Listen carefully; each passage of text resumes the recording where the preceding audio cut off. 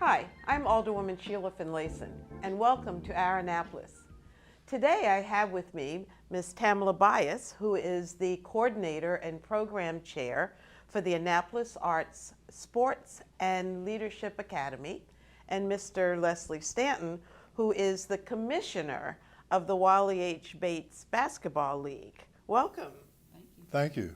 I understand you guys have this exciting program going on in our city, and so I thought you'd tell us a little bit about what the program is. The Annapolis Arts, Sports, and Leadership Academy. Exactly what is that? Well, the Annapolis Arts, Sports, and Leadership Academy is a combination of programs. Central to it is this basketball program, a basketball league.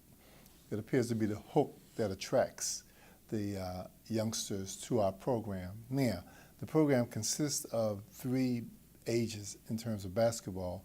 That would be the 17 under group, the 15 under group, and the 13 under group. Also, we try to encourage females to be a part of our program. We have had some success with bringing females into the program. Not as much success as we'd like to have in terms of consistency, but it's open. In fact, we've had a couple of young ladies who've played since our inception with the team. So we do have, and we encourage females to be a part of our program. But actually, the Annapolis Arts, Sports, and Leadership Academy is more than basketball. Like I said, basketball is the hook, but we have other components as well. For example, we have a leadership component, we have an arts component, and we have a parent component as well. And Ms. Bias will talk about some of that, but while we're focusing on basketball this time, let me talk just a little bit more about the basketball piece. The basketball league itself will begin June the 16th. For those who may be interested in signing up, there is a fee of $275 per team. Per team, not individuals, per team. If it's an individual who'd like to sign up so that they can be assigned to a team, that cost is $30 per individual. And as a contact number, you can contact myself at 443-926-3311 or LESLIENSTANTON@hotmail.com. Those are contact numbers. We'll come back to that a little bit later, so you can repeat that number and as well as your email address. Okay. You mentioned the hook, because everybody loves basketball. Yes. But in order to participate in the basketball league, they have to go through some classes, I understand. That's correct. So do you want to tell us about what programming, what courses the students have to, or the youth have to participate in? Okay, so the leadership component has a variety of things involved. So there are leadership classes, and then we also have other components. So one year we did reading. We plan to bring that back again this year because we found out a lot of the students are below reading grade. So we're bringing that back this year, and we're also bringing in financial literacy this year. So those will be the 2 components. As far as the leadership component, we'll bring in guest speakers from different fields to come in and speak with the youth at each of the sessions. And then we also have something for the parents. So since the parents are here for the games, we created a parent university. So we'll do a survey, determine what it is they want, and we'll bring in speakers for them as well.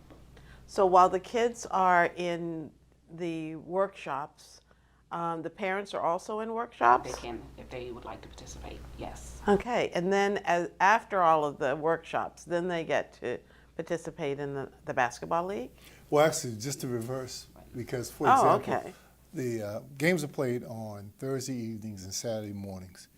After a game, let's take Thursday evening. The game started at 6:30 on Thursday evening, 6:30, 7:30, and 8:30.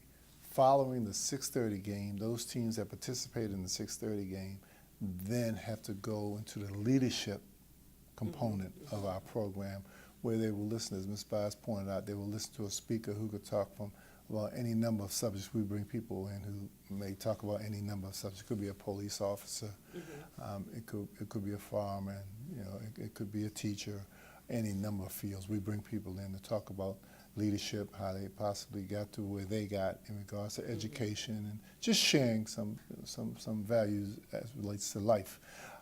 There's also an art component as well.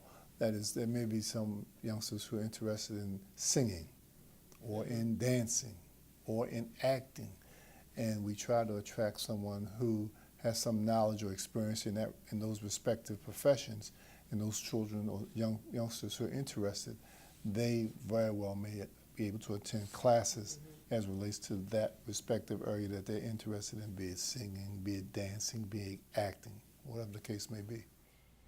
I can't say how important it is for young people to see good role models, especially career-based role models, so that they can also see themselves in those positions. How about the league, the teams? Does a community have to have a team? How are the teams formed? Do they have to be part of a team in order to come to the program? Well, this will be our 4th year in existence, and a lot of the teams are already, themselves are already composed. That is, we have a number of coaches who coach X number of youngsters for X number of years. So they kind of come with ready-made teams. They generally don't come from the same community. However, there are some instances where a team may come from Newtown 20, the bulk of their players. We had a team, for example, last year that came from Freetown, the Boys and Girls Club in Freetown. So the vast majority, if not all of their players, lived in the community of Freetown. So there are some instances where some of the teams have youngsters who live, for the most part, in the same community with one another. However, there are instances where youngsters simply live in different communities, but they have come together to play on their particular coach. So they kind of comprise that team, knowing that they live in different areas of the city or the county. How many teams do you generally have competing? To start a league, we have to have at least 4 teams. Generally, what we average is 6 teams per league. Okay, and per league meaning per age Per bracket? age, that's correct. Okay, so you have as many as 18 teams We have. running at the We've same grown. time. When we started, every year we've grown to include more teams. The 17 and under group, last year we had 4 teams. The 15 and under group, we had 6 teams. And I think the 12 and under, we may have had 8. But that, we always fill the younger groups up faster, generally speaking. Well, that's awesome. Are there opportunities for sponsorships of individual youth Absolutely. and or teams? By all means. For example, you mentioned the name of the league, the Wiley H. Bates League, and it's named after Mr. Wiley H. Bates, who actually provided the seed money for Bates High School, the former Bates High School. And the Bates Legacy Center has been one of our sponsors since our inception, and they continue to sponsor, the program with a donation. So yes, we do. We look for sponsors. We need sponsors. We do. Excellent question. You also have partners. You have sponsors, but you have partners. We're here at the Pip Moyer Rec Center, which is a city facility, and I understand we're a partner in this venture also. Yes, you are. Very, very much so. The Pip Moyer Center has been gracious enough to collaborate with us since our inception. They have a wonderful facility here. They have indoor courts and they have outdoor courts, and they have a number of classrooms that we utilize. So they have been generous enough to collaborate with us to allow us to utilize the courts indoor, the courts outdoor, and the classrooms where we hold our leadership sessions, the parent university sessions, and the arts sessions. So they've been a most gracious partner since we've been involved with our program. Well, as a member of the council, I am pleased to hear that we are reaching out to the community. Yes, you are. And embracing these partnerships. Yes, you have. Yes, you have been. You most definitely should be pleased with the effort of the Pip Moyer Center, from its leadership down to those who work with us on a daily basis when we have to come in here and have to have access to the respective rooms, have the courts cleaned off, have the table set up. They've just been a very willing and gracious partner. It's just been a really excellent collaboration. Well, I'm a big advocate for our employees, so I'm not surprised to hear that. But maybe we should call in our Director of Recreation and Parks, Mr. Archie Trader, and let him share some of his feelings about the program. Thank you. Fresh legs, fresh heart. Got a little bump on it. As we're here at the Pip Moyer Center. Oh, he's got dribble-itis. He's coming out of that corner. He's doing the thing, though. He said, I'm going to take it to the cup. Oh, he wants his buckets. He's looking for it. Well, we've been joined by Archie Trader, who's our director for the Department of Recreation and Parks here in the city. Welcome, Archie. Thank you. I understand we have a partnership with the Annapolis Art, Sports, and Leadership Academy. Tell us about the partnership. It's a wonderful partnership. I think the Leadership Academy does a great job in helping our youth acquire leadership skills and enjoy the game of basketball. And we're pulling kids who normally would not get to utilize our rec center? Yes, I think the low economic disadvantaged groups are targeted in this particular program, but I'm sure it's open to any youth that would like to participate. We talked a little bit about the teams. Do you see them using our building and kind of appreciating our recreation center here? There's not a day that goes by where I hear someone say, I've never been here before. Mm-hmm. I never used this building before. And once they see it, once they experience it, they are impressed. And I see the participants of the Leadership Academy program using our facility in the future. And in fact, they play a lot of games inside. Mm-hmm. They do a lot of their workshops inside, so they really enjoy it. Well, that's good to hear, because we need to make sure that this facility remains a community asset. Sheila, if you don't mind my jumping in at this Please. point, this is the 4th year since our inception, and we would not have been as successful as we have been without the collaboration between this particular facility, happens to be this facility, but the city and the academy. It's an excellent facility. They have allowed us use of the courts inside, use of the courts outside. We use various classrooms throughout the building for the arts component, for the leadership component, for the parent component, and they've been most receptive to the things that we've asked to utilize. So it's been an excellent collaboration. And as Archie pointed out, a number of the young people, I think or at least our goal is to help them to have just a memorable summer activity, something positive in their life, what they can do. They can get a piece of some of the leadership. We hope that they learn from the leadership piece. They can get something from that. Obviously, just the physical, the athletic piece in terms of the basketball piece, that, playing together with teammates, and then the art component and the parents as well. So we're hoping that they have something that they can speak on during the course of the summer that was enjoyable to them. And it wouldn't be possible without this collaboration between the City of Annapolis, the Rec Center, Pip Moyer Center in this particular case, and our program. So like I said, it's just great when two entities can come together and partner for the positive, and the community benefits from it. And that's been the case as it relates to our program in the City of Annapolis, in this particular case, Recreation and Parks, under the direction of Mr. Trader. Well, and it sounds like, from what I gather with the programming, the kids are getting experiences and even skills that they can take on into the future with them. Not just something for the summer, but these leadership skills and the connections to the arts and, of course, the sports. That will be with them forever. That's a good point, Sheila, because taboo are the times when a basketball league is facilitated autonomously by itself. You don't have a quality program unless you have life skills or components, educational components, quality of life components that these children can take with them for the rest of their life. Absolutely. For example, there's a financial literacy piece that we're adding this year, as well as a reading literacy piece, as we have found that a number of the youngsters are below reading level, and we are trying to incorporate something in our program that can help them raise their reading level during the course of the summer. As you know, I mean, being a former teacher, that's where quite frankly, that's where a lot of children who are behind actually learn and pick up, if you will, their grade level, their skills during the course of the summer, during summer school. So, hopefully that will be able to add an experience that will enhance and improve their academics as they move back into school during the fall.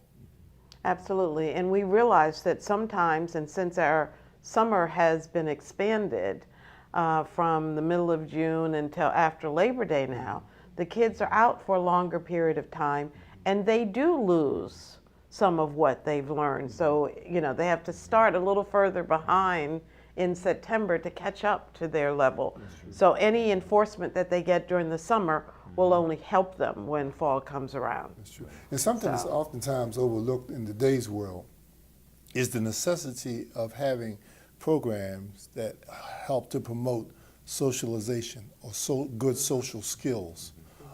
Because of today's technology, the electronics, you see just thousands, if not millions, of young people just consistently into themselves and what's in front of them, and that really diminishes their ability to enhance or develop their social skills.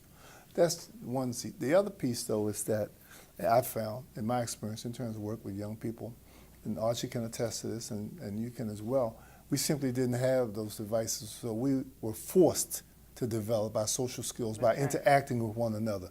Yes, we had disagreements, but once we got over the disagreement, then we were back playing with one another 2 hours later or the next day.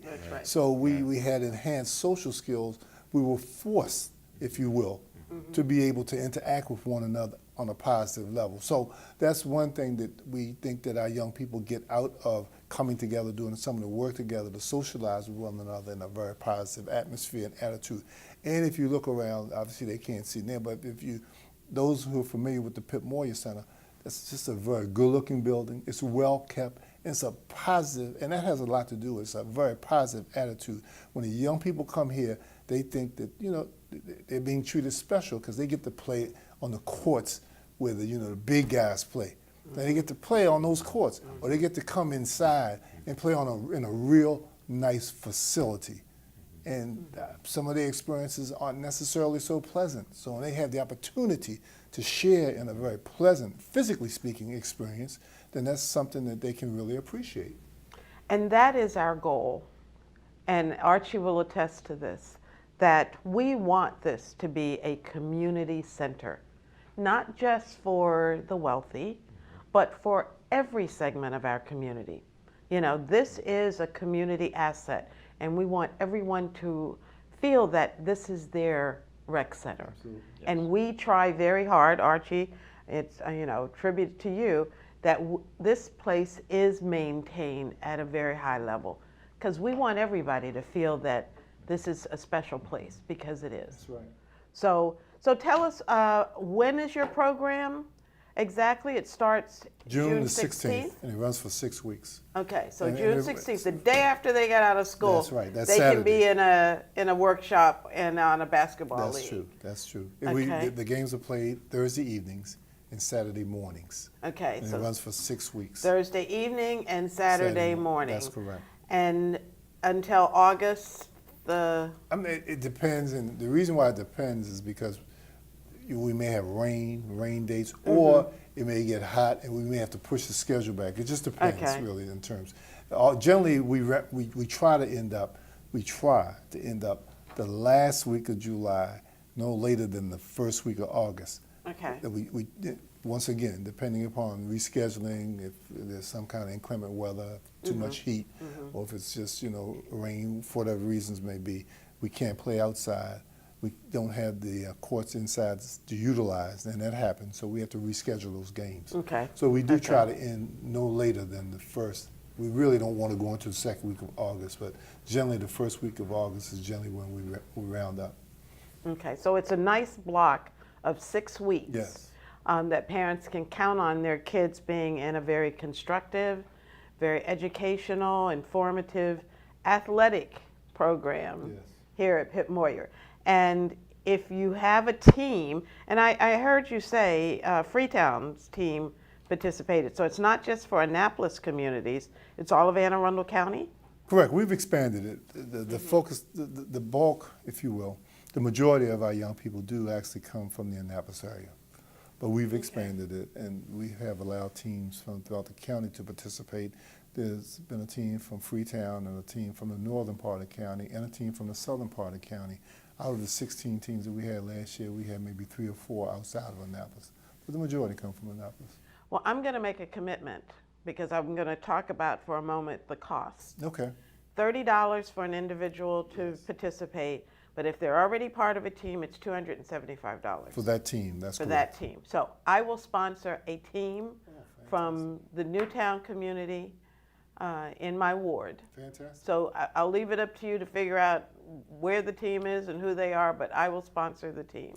Sounds great to me. Okay. And you talk to Ms. Bias about that because Ms. Bias is sort of a business person. You know, Okay, I'll get with her. She keeps it all together. Okay, I got it. Thank you. And so again, would you repeat the phone number I sure will. that they can call to register, and then your email address? Okay, I'll start with my phone number. And that phone number will be 443-926-3311.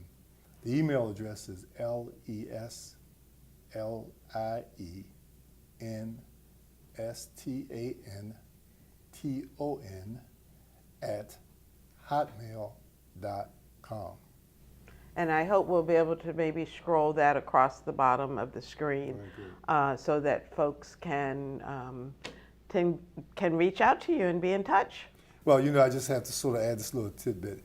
When I was younger, I had a young man who was actually younger than me, and he played in my summer league program, where I actually was a summer league counselor, and that young man happened to be Archie Trader. Small world, isn't it? I'm telling Small you. world. So he's gone on to do great things. We're real proud of Archie. Yeah. And Leslie continues to give back to the community in a grassroots way, in a fundamental way. And I also want to say that this league is competitive. And there are certain segments of our community that need that competition because they don't have the safety nets in life to teach them in other ways to be competitive, to work hard, to understand what it means to win, but also can learn to lose and prepare yourself to come back again. And this is why basketball is so important in our neighborhood, is because it gives a metaphorical experience about real life situations, and it must continue. And thanks to Leslie, he's keeping it going. Well, we know that it's going for one more year and probably many years into the future. I want to say thank you, Leslie, for bringing this program to our attention. Thank you, Archie, for reaching out Welcome. to make sure that our community is welcome into our facility. I don't mean to cut you off, but I would really be remiss if I didn't actually mention my son, Darius, who actually was the originator of this particular program, and he got this idea from a program I started back in 1988, with very, very similar in terms of how the program was assembled. You could play basketball, but you had to sit on a hill, and you had to listen to speakers in order for you to participate in the basketball game. You just couldn't come play basketball. That was a part of it. But you had to come, and we would bring in speakers. So as a result, Darius has actually restarted this program. And actually, Darius is, if you will, the president of the organization, so I have to give him his kudos. All right, so kudos to Darius. This is the Stanton and Stanton organization here, and it's all good. So thank you very much, gentlemen, and we'll thank Ms. Bias for joining us on this segment. And this is Alderwoman Finlayson signing off.